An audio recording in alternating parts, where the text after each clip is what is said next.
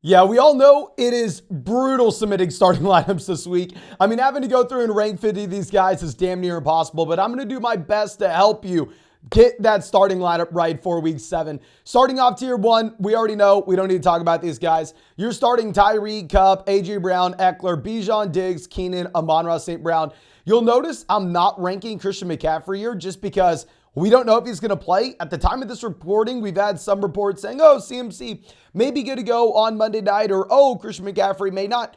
I don't know. I'm going to live stream tomorrow night. I'm going to live stream Sunday morning to make sure that we are keeping you up to date with the most updated news. And obviously, if CMC were to play on Monday, he is someone that's in your starting lineup. But for these rankings, we are going to act as if he is not, so we can talk about Jordan Mason a little bit later on. But dropping down to our next tier, we will go with Raheem Mostert at 9. He's the top 5 running back for us in our rankings this week. Going up against Philadelphia, this is supposed to be the highest scoring game of the week. Obviously, Mostert is just a touchdown scoring machine just because Miami is the best offense in the NFL, or at least has been the best offense in the NFL. Now, it is a very difficult matchup going up against Philly. Maybe this is going to turn more so into a running back by committee. So I understand if you wanted to be a little bit more hesitant with Raheem Mostert here than what we are ranking him as, but you still have no Devon Achane, and at the same time, he's a running back too from a points per game perspective.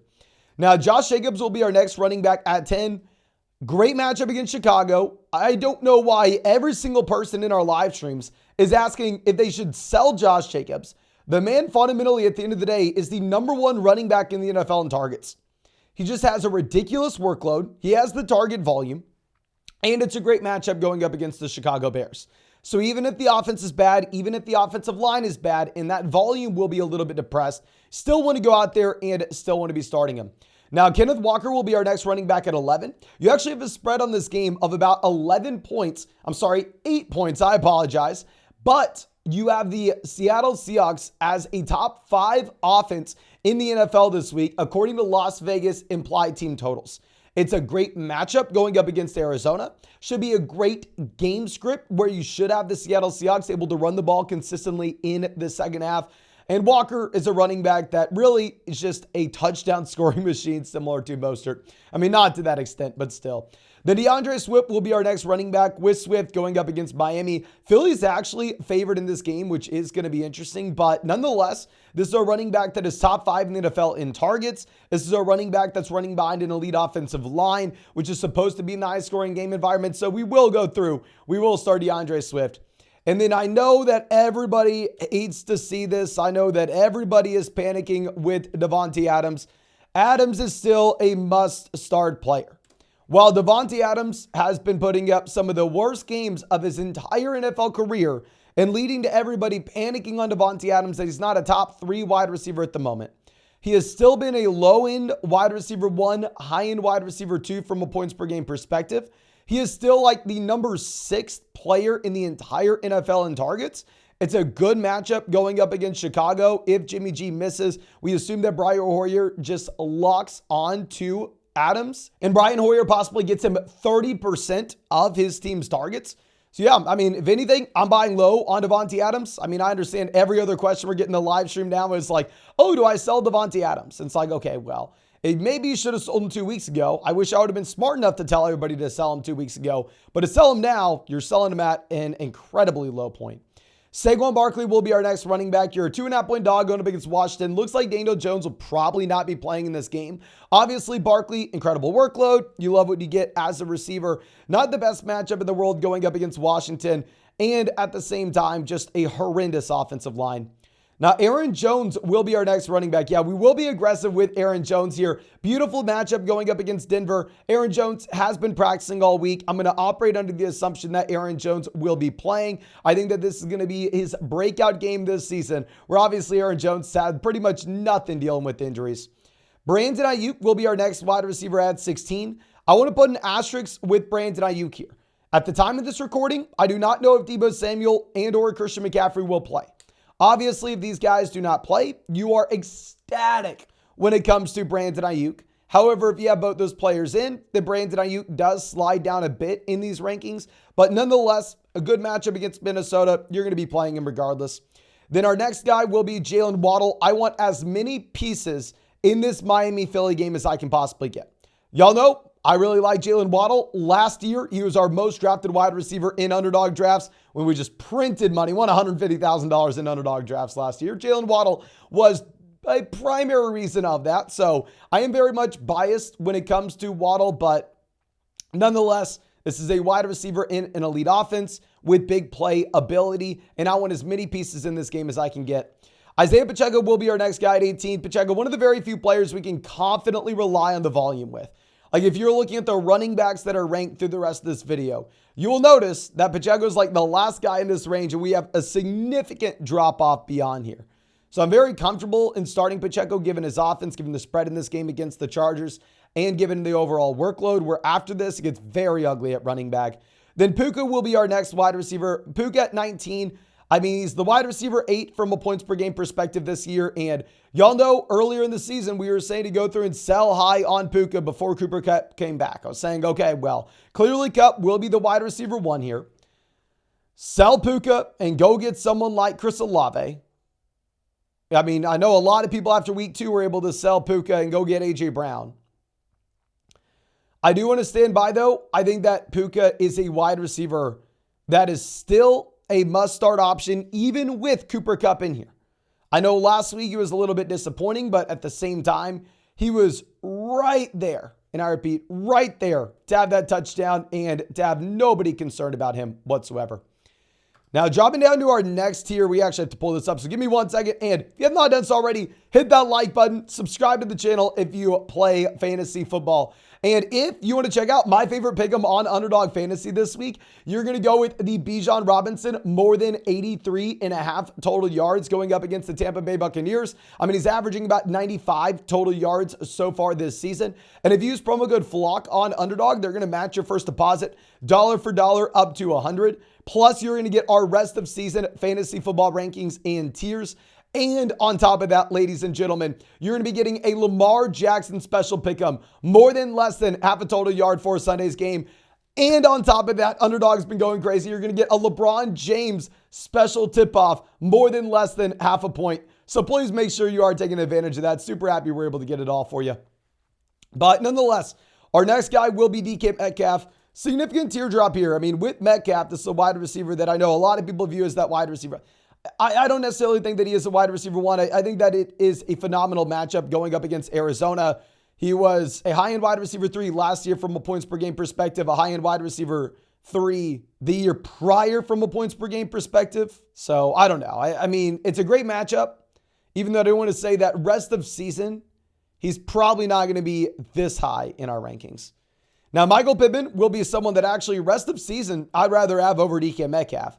Now, the fundamental issue is, okay, well, at the end of the day, you're going up against Cleveland. This is arguably the toughest matchup that you are going to find in the NFL, or at least one of the toughest matchups, where they just shut down San Fran last week.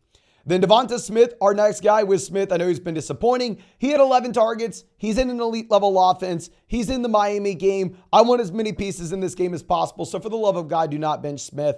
Mike Evans will be our next wide receiver. Evans, we keep on saying, oh, the efficiency can't keep up. I mean, he's going to come back down to earth. He's going to fall in line with the volume and what that would say. Mike Evans keeps crushing. I mean, especially crushing Chris Godwin, wide receiver 17 from a points per game perspective this year. Alexander Mattison and Jordan Addison will be our next 2 players. We were much lower on Alexander Mattison in our rankings last week. And I will say it's going to be a brutal matchup going up against San Fran. But if you are looking at Madison and the Cam Akers usage from what we had a week ago, this is a running back that essentially no longer has to worry about Cam Akers, or at least last week he didn't. Cam Akers only had like 9 snaps last week. So if Alexander Mattison is just going to be that 3-down player, probably need to go through, probably need to start him even in a tough matchup when he's one of the very few players where we know exactly what the workload looks like. And then Jonathan Taylor, you can say, okay, well, he's a much better player than Alexander Mattison. I like how the usage is trending for Jonathan Taylor. But at the same time, it's not like we saw that guaranteed volume like we got from Madison this past week. And at the same time, Jonathan Taylor, similar to Alexander Mattison, does have that very tough matchup going up against the Cleveland Browns. So we will have Taylor down here at 26. Similar to Michael Pittman, most weeks going forward, Jonathan Taylor will be ranked significantly higher than this point. It's just that very tough matchup going up against the Cleveland Browns defense. Now, dropping down to our next tier, we'll have Brian Robinson at 27. Robinson gets the guaranteed touches in this backfield. He actually is used as a receiver as well, which you love to see. Going up against the Giants, they're 2.5, 3-point favorites, so it's a pretty good spot. Obviously, he's just not a great offense. He's not a great running back, but you do have a high floor. High floor with Rachaad White as well. With White, I mean, you're getting the guaranteed targets. You're getting the guaranteed touches. Keyshawn Vaughn barely had a role this past week. But with that being said, not necessarily a great running back, not necessarily a great offense. So it's like a similar boat to Ramondre Stevenson, say. All these guys, James Cook as well, they're all in a similar boat where you have that high floor, but the ceiling's going to be capped for one reason or another. I mean, if you're looking at James Cook, the reason the ceiling will be capped is just the way that this usage has been trending in Buffalo, where it looks like they care. I don't want to say they care. They trust James Cook less and less and less, where the volume's going in the wrong direction. But all these guys are going to get you guaranteed touches, and all these guys will give you a baseline level floor.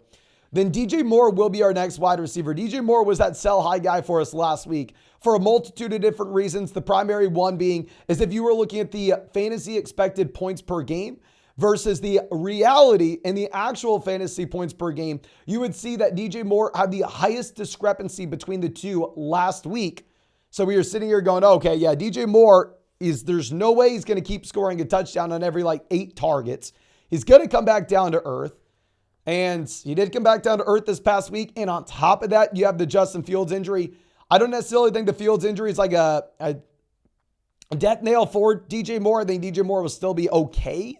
Because, I mean, keep in mind, Justin Fields, not a good real-life quarterback. Passing volume wasn't really there in Chicago.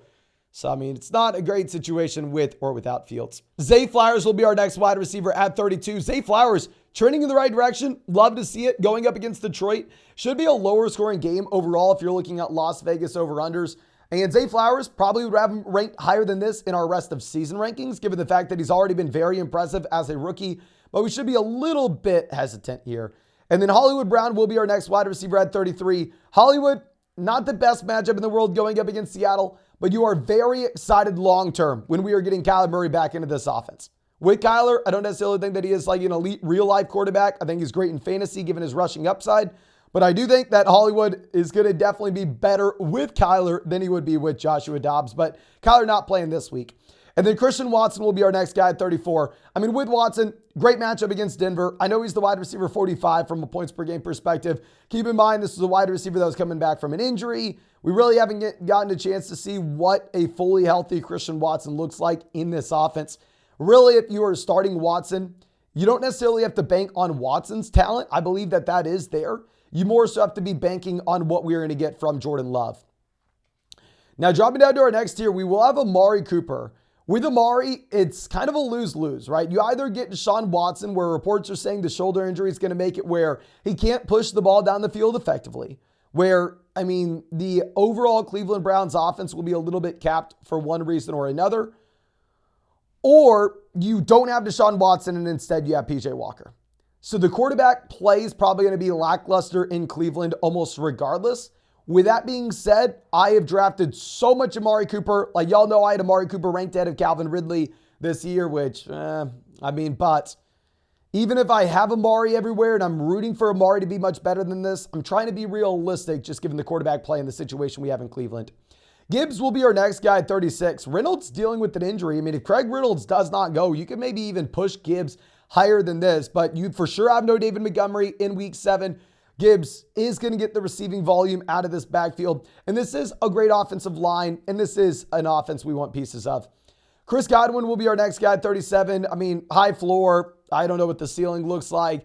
I'd say the same thing with Jacoby Myers at 38. And then Zach Moss, 39. I understand has been great over the past 2 weeks, but there are 42 million reasons why Jonathan Taylor is going to continue to expand his role, and Zach Moss is going to fade back just a bit. What I expect here from this Indianapolis Colts backfield in the long term is I think this is going to look very similar to like Tyler Algier and Bijan Robinson, where Tyler Algier is a very good running back in his own right, and Tyler Algier is going to have a role from a week-to-week perspective, where if you really needed to, you could go through and start him. But the primary value that Algier is giving you in that backfield is not necessarily his role with a healthy Bijan Robinson, but it's his hidden upside if Bijan were to go down. I think long-term, you're going to see a similar situation play out for Zach Moss, Jonathan Taylor, where you're never excited to start Zach Moss because he's going to be seeing 30, 35% of this backfield. But if you were to have an injury to JT, Moss is a league winner, which is why you have to value him higher than what his usual weekly role would be. But we haven't seen Moss get faded out of this offense just yet, so it's hard to rank him as if that's the case. Now, our next guy will be Gabe Davis at 40. With Gabe Davis, touchdown or bust, right? I mean, but you're in Buffalo, so touchdowns will come way more often than they would other offenses. Drake London, Terry McLaurin will be our next guys. We'll keep Lockett there, even though Lockett has been dominating with targets.